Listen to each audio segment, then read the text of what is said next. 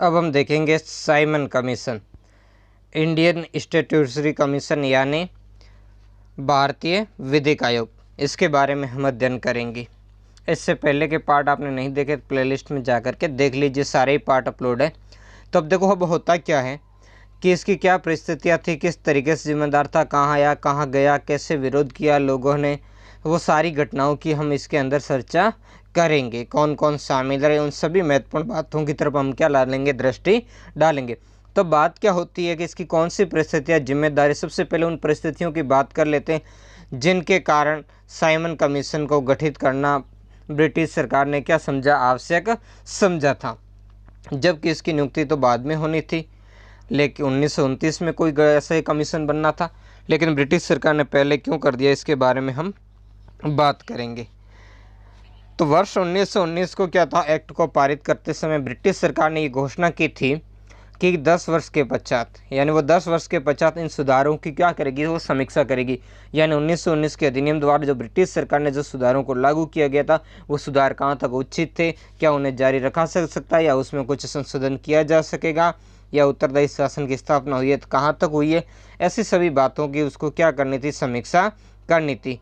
किंतु सरकार ने नवंबर 1927 में ही क्या किया, आयोग नियुक्ति करने की घोषणा कर दी थी। ऐसा क्यों हुआ, यह लिखा नवंबर 1927 के अंदर ब्रिटिश सरकार ने साइमन कमीशन की नियुक्ति की। ऐसा क्यों हुआ, इसके लिए बहुत सारे कारण जिम्मेदार हैं। वो कारण ये थे कि देखो ब्रिटेन के अंदर अभी क्या हो रहा था इस समय तक, यानी जब 1927 की जो परिस्थितियां हैं, इन परिस्थितियों का कुछ ऐसी इंग्लैंड के अंदर बनी जिसके कारण वहाँ की सरकार को क्या करना पड़ा, इसको समय से पहले ही इसको जारी करना पड़ा। क्योंकि इस समय ब्रिटेन के अंदर जो कंजर्वेटिव पार्टी की सरकार थी और निकट भविष्य में क्या होने वाले थे, चुनाव होने वाले थे, और कंजर्वेटिव पार्टी को लग गया था कि उसकी क्या होगी, हार होगी। तो इस कारण उसने चाहा कि ब्रिटिश साम्राज्य के जो भविष्य से संबंधित भारत के जैसे इस महत्वपूर्ण वो फैसले को क्या करना चाहती, वो अनुभवहीन लेबर पार्टी के जो जिम्मे नहीं छोड़ना चाहती थी। इसके लिए ब्रिटिश सरकार ने क्या किया था, सर जॉन साइमन ने उसकी अध्यक्षता के अंदर एक आयोग का गठन किया गया जिसमें 7 सदस्य थे और सातों के सातों श्वेत सदस्य थे। और सर जॉन साइमन जो इसके अध्यक्ष थे, उनके कारण इस आयोग को या कमीशन को साइमन कमीशन या साइमन आयोग के नाम से जाना गया। अब देखो इसका कार्य क्या था, है ना, आयोग गठित किया गया और जिसमें एक भी भारतीय, यानी 7 प्रतिनिधि थे, सातों के साथ तो क्या थे, अंग्रेज थे। अब इस आयोग का उद्देश्य क्या था, इस आयोग का उद्देश्य था संवैधानिक सुधार पर क्या करना था, सुझाव देना था।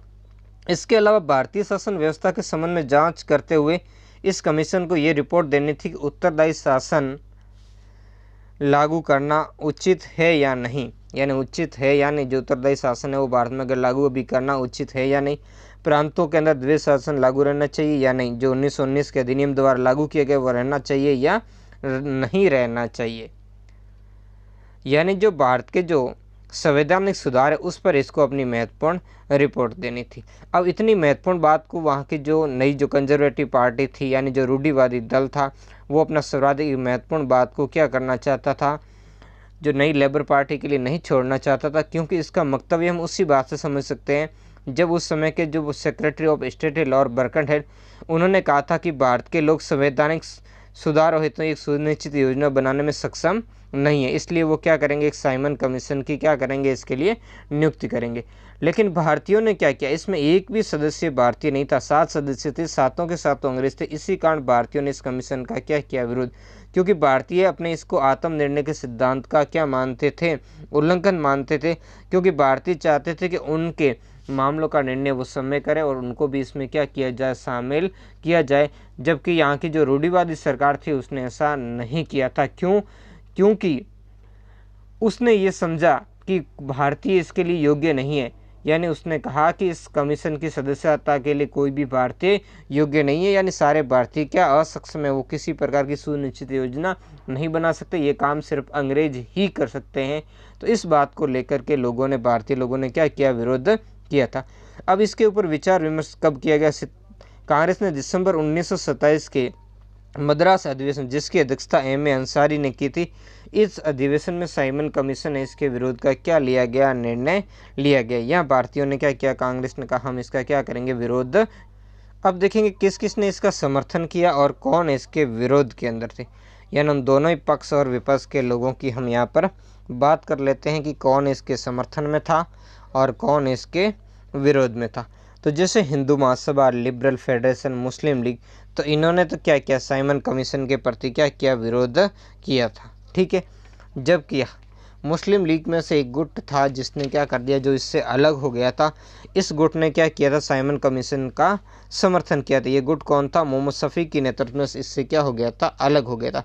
इसके अलावा और भी बहुत सारे दल थे, उनका इस कमीशन के प्रति निर्णय क्या रहा। इसके अलावा जो अन्य दल थे जैसे किसान मजदूर पार्टी है ना, और इसके अलावा जो संघवादी जिससे पंजाब की यूनियनिस्ट है, उन्होंने, वैसे किसान मजदूर पार्टी ने क्या किया, इसका बहिष्कार किया, लेकिन संघवादी जो यूनियनिस्ट पार्टी और दक्षिण भारतीय जस्टिस पार्टी थी, उन्होंने इसका क्या किया था, समर्थन किया था। तो ये वो बातें हैं जिनके बारे में हमने अध्ययन किया। अब देखो इन भारतीयों के सारे विरोध के बावजूद भी क्या हो जाता है, साइमन कमीशन 3 फरवरी 1928 को कहाँ पहुंचता है, बम्बई। और जब जैसे साइमन कमीशन बम्बई पहुंचता, उसके विरुद्ध एक राष्ट्रव्यापी आंदोलन शुरू किया जाता है और बम्बई, मद्रास, दिल्ली, कलकत्ता आदि स्थानों पर उसके विरुद्ध क्या होती है, अखिल भारतीय हड़ताल का क्या किया जाता है, आयोजन किया जाता है। यानी साइमन कमीशन जहाँ जहाँ भी गया वहाँ इसे काले झंडे दिखाकर साइमन कमीशन वापस जाओ का क्या लगाया गया, नारा लगाया गया था। तो जो 27 दिसंबर 1927 को कांग्रेस का जो अधिवेशन एम ए अंसारी की अध्यक्षता के अंदर हुआ था, इस अधिवेशन में साइमन कमीशन का पूर्ण रूप से विरोध करने का निश्चय कांग्रेस ने किया था। यानी कांग्रेस ने कहा था कि प्रत्येक स्तर पर और प्रत्येक स्वरूप में वो साइमन कमीशन का क्या करेगी, बहिष्कार करेगी। इसी बात को बाकी लोगों ने भी क्या किया, विरोध किया। तो देखो साइमन कमीशन है, इसमें बड़ी मात्रा में जन आक्रोश पैदा हो रहा था, जिसमें विशेष रूप से युवा लोग बड़ी संख्या के अंदर सक्रिय होते, और इसी आंदोलन के कारण जवाहरलाल नेहरू और सुभाष चंद्र बोस जैसे जो युवा राष्ट्रवादी है, जो प्रमुख रूप से उभर कर सामने आए थे। अब आगे देखेंगे साइमन कमीशन कहाँ कहाँ गया। तो केंद्रीय विधानसभा ने भी साइमन कमीशन का क्या कर दिया, स्वागत करने से इनकार कर दिया। इसने भी क्या किया, साइमन कमीशन का विरोध किया। अब जब साइमन कमीशन कहाँ पर पहुँच गया, लाहौर पहुँच गया, है ना। साइमन कमीशन लाहौर पहुंचा, तब वहाँ के पंजाब के प्रमुख, जो गरम दल के प्रमुख नेता थे, लाला लाजपत राय के नेतृत्व में बड़ी संख्या में जन समूह ने इसका क्या किया, विरोध करते हुए प्रदर्शन किया। तो इस प्रदर्शन को ब्रिटिश सरकार ने दबाना चाहा और पुलिस ने क्या किया, प्रदर्शनकारियों लाठियां चलाई और इस लाठीचार्ज में लाला लाजपत राय घायल हुए और कुछ दिनों बाद उनकी क्या हो गई, मृत्यु। ये बात है 30 अक्टूबर की। 30 अक्टूबर 1928 को लाला लाजपत राय के नेतृत्व में यहाँ क्या किया जा रहा था, इस साइमन कमीशन का बहिष्कार किया जा रहा था। पुलिस ने लाला कमीशन जो लाजपत राय हैं उसकी हत्या करने की दृष्टि से उसमें सिर में लाठी का चार्ज किया, जिससे बड़े वो गंभीर रूप से घायल हो गए थे। और 17 नवंबर 1928 को उनकी क्या हो गई थी, मृत्यु हो गई थी। तो इस बात से क्या हो गया, पूरे देश को आंदोलित किया, लोगों के अंदर गुस्सा फैल गया था। दूसरी तरफ ये जब साइमन कमीशन लखनऊ गया था, लखनऊ में भी इसका क्या किया गया, विरोध किया गया। लखनऊ के अंदर साइमन कमीशन वापस जाओ के नारे लिखे, गुब्बारे और पतंगे हवा में क्या की गई, उड़ाई गई। और इसके अलावा यहाँ पर जो प्रदर्शनकारियों का नेतृत्व किया था गोविंद वल्लभ पंत और जवाहरलाल नेहरू ने किया था, और इसके विरोध के कारण उन्हें भी लाठियां खानी पड़ी, जिसकी वजह से उन्हें क्या आई थी, उन्हें भी चोटें पहुंची थी। अब पटना की बात करें, पटना के अंदर साइमन, जगह जगह जब देश के अंदर साइमन कमीशन का विरोध हो रहा था, तो ब्रिटिश सरकार ये दिखाना चाहती थी काफ़ी सारे लोग अभी भी साइमन कमीशन के क्या है, पक्ष में है। तो ब्रिटिश सरकार क्या करना चाहती, ब्रिटिश सरकार ये दिखाना चाहती थी कि ये तो कुछ लोग हैं जो कांग्रेस से संबंधित, वो लोग ऐसे जो हो हल्ला कर रहे, बाकी अधिकतर भारतीय क्या है इसके पक्ष में। इसके लिए ब्रिटिश सरकार ने क्या किया था, पटना के अंदर, बिहार के अंदर साइमन कमीशन का स्वागत करने के लिए ब्रिटिश अधिकारियों ने क्या किया, गाँवों से लोगों को गाड़ियों में भर करके यानी बिठा करके कहाँ लाया, पटना लाया। किसके लिए लाया, साइमन कमीशन का समर्थन करने के लिए यहाँ पर उनको लाया था। किंतु ये गांव वाले पटना में आकर के गाड़ियों से उतरकर साइमन कमीशन का विरोध कर रहे प्रदर्शनकारियों के साथ में मिल गए थे। तो यहाँ क्या किया लोगों ने, जब पटना पहुँच कर के गाड़ियों से उतर कर के लोगों ने क्या किया, यानी एक गांव वाले पटना आकर के गाड़ियों से उतरकर साइमन कमीशन का विरोध करे प्रदर्शनकारियों के साथ में मिल गई। यानी ब्रिटिश सरकार के साथ में यहाँ बड़ी हास्यास्पद स्थिति होगी। ब्रिटिश सरकार ने लाया तो इनको था साइमन कमीशन का स्वागत करवाने के लिए, उनके समर्थन में लाया था, लेकिन यहाँ आकर के ये विरोधियों के पक्ष में शामिल हो गए थे और साइमन कमीशन का इन्होंने विरोध करना प्रारंभ कर दिया था।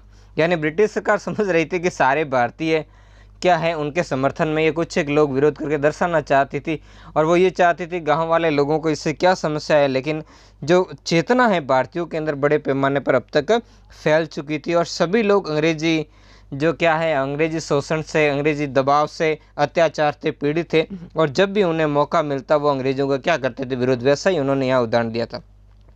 अब मजदूरों, किसानों, नवयुवकों ने साइमन कमीशन के विरोध में हुए आंदोलन के अंदर क्या लिया था, भाग लिया था। यानी यहाँ पर मैंने आपको बताया था सबसे ज़्यादा विरोध प्रदर्शन किसने किया था, युवाओं ने किया, नवयुवकों ने किया था, जिन्होंने क्या किया था, पहली बार जो राजनीतिक रूप से जो भागीदारी कैसे की जाती उसका अनुभव यहाँ युवाओं ने प्रारंभ किया था और सबसे ज़्यादा जो सक्रिय भूमिका भी इनकी और इन्होंने इसे क्रांति का रूप लिया था। और युवाओं ने क्या की थी, समितियाँ स्थापित की, सभाएं स्थापित की और जगह जगह इसकी शाखाएं भी स्थापित की गई थी। यानी युवाओं ने जो विरोध प्रदर्शन में उस चेतना को उभारने में मौलिक रूप से क्या किया, अपने जो समाजवादी विचारों का अंकुरण और विचार करने के लिए जो उर्वर भूमि कह सकते हैं वो तैयार हुई थी, जिसका प्रभाव बाद में जो पंजाब की नौजवान सभा है, मजदूर एवं किसान दल, हिंदुस्तान सेवा समिति, जो कर्नाटक जैसे अन्य जो संगठन है उसमें भी इससे परिलक्षित होता है।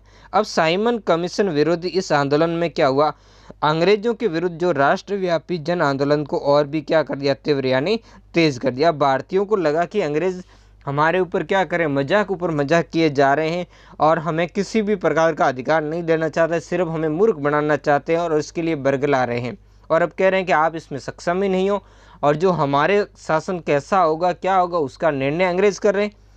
तो यहाँ पर विभिन्न दलों और नेताओं ने एकजुट होकर संवैधानिक सुधार की एक वैकल्पिक योजना बनाकर जवाब देने की क्या बनाई, सहमति बनाई। यानी इस समय यहाँ का जो भारत सचिव था लॉर्ड बर्कनहेम, उन्होंने भारतीयों को एक चुनौती दी कि कितना ही आप विरोध करें साइमन कमीशन का, तो क्या करो आप ऐसा करके एक ऐसी योजना बनाकर दिखाइए जिससे सभी भारतीयों के सभी वर्गों को क्या हो, स्वीकार हो।